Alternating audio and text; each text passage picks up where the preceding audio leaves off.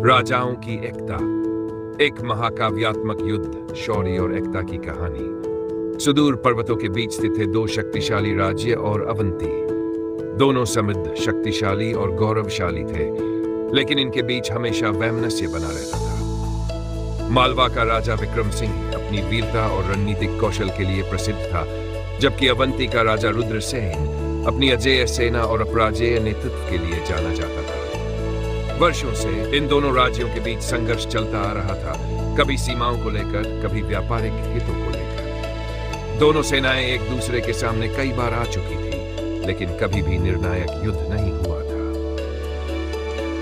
इन्हीं राजाओं के वैर का फायदा उठाने के लिए जंगल में रहने वाले क्रूर अरण्य कबीले ने योजना बनाई। यह कबीला जंगली और आक्रामक था, जो छोटे छोटे राज्यों को लूटकर अपना साम्राज्य बढ़ाने के लिए कुख्यात था। वे शारीरिक रूप से मजबूत और निर्दयी थे, लेकिन संगठन और रणनीति में कमजोर थे। एक रात जब मालवा राज्य अपने सामान्य जीवन में व्यस्त था, अचानक अरण्य कबीले ने चारों तरफ से हमला बोल दिया। उनके हजारों योद्धाओं ने नगर के चारों ओर आग लगा दी। वे निर्दयता से लोगों को मार रहे थे, घरों को जला रहे थे और महल की ओर बढ़ रहे थे। राजा विक्रम सिंह ने तुरंत अपनी सेना संगठित की और युद्ध के मैदान में उतर आया। उसकी तलवार बिजली की तरह चल रही थी, लेकिन कबीले के लोग विशाल संख्या में थे। देखते ही देखते मालवा की सेना थकने लगी और वे धीरे धीरे हार की कगार पर पहुंच गए। महल में राजा विक्रम सिंह की रानी और उसके दरबारी चिंतित थे। सेना के कई सैनिक घायल होकर गिर चुके थे और शत्रु महल के द्वार तक पहुंच गए थे। राजा ने सोचा, अब कुछ नहीं बचा, क्या ये मेरी हार होगी?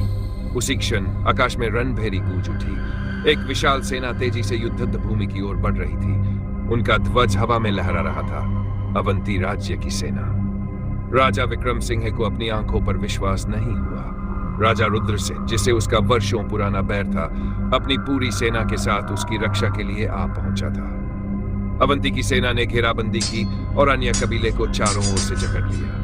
उनके धनुर्धारियों ने घातक तीर चलाए, तलवारधारियों ने घातक वार किए और धीरे धीरे कबीले के सैनिक घुटने टेकने लगे। युद्ध कई घंटों तक चला। चारों ओर खून बह रहा था। तलवारों की टकराहट से पूरा मैदान गूंज रहा था। लेकिन अवंती और मालवा की संयुक्त शक्ति के आगे अरण्य कबीला टिक नहीं सका। वे या तो मारे गए या बंदी बना लिए गए। उनकी सेना पूरी तरह पराजित हो गई। जैसे ही युद्ध समाप्त हुआ, राजा विक्रम सिंह ने आगे बढ़कर राजा रुद्रसेन को देखा, जो अपने घोड़े पर बैठे मुस्कुरा रहा था। तुमने मेरी मदद क्यों की? विक्रम सिंह ने गंभीर स्वर में पूछा।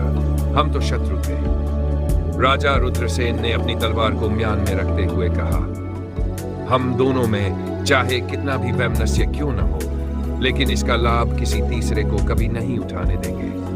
अगर हम आपस में लड़ते रहेंगे तो बाहर के लोग हमें खत्म कर देंगे। मैं तुम्हें पराजित करने के लिए लड़ सकता हूं, लेकिन मैं तुम्हें नष्ट होते नहीं देख सकता। विक्रम सिंह की आंखों में गर्व झलक उठा। उसने आगे बढ़कर रुद्रसेन का हाथ थाम लिया और ऊंची आवाज में कहा, आज से मालवा और अवंती शत्रु नहीं मित्र होंगे। युद्ध के बाद की सुबह, अगली सुबह पहली बार दोनों राज्यों की सेनाएं एक साथ खड़ी थी, न मित्र के रूप में, न शत्रु के रूप में, बल्कि भाईचारे के प्रतीक के रूप में। यह युद्ध केवल एक विजय नहीं थी, बल्कि यह समझ भी थी कि बाहरी शत्रु से बचने के लिए आंतरिक एकता आवश्यक है। महल में एक भव्य सभा हुई, जहां दोनों राजाओं ने संधि की घोषणा की। इस संधि के अनुसार दोनों राज्य किसी भी बाहरी आक्रमण के खिलाफ हमेशा एक दूसरे का साथ देंगे। निष्कर्ष, यह कहानी केवल एक युद्ध की नहीं, बल्कि एक महत्वपूर्ण सीख की है।